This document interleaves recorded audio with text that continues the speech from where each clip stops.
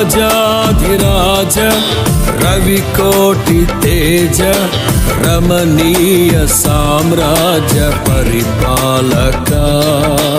రాజాధిరాజ రవికోటి తేజ రమణీయ సామ్రాజ్య పరిపాలక విడువని కృప నాలో స్థాపించెనే సియోనులోనున్న స్తుతుల సింహాసనమును కృపా సత్యములతో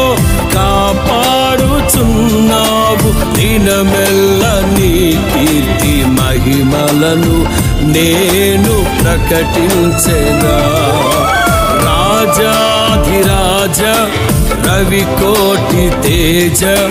రమణీయ సామ్రాజ్య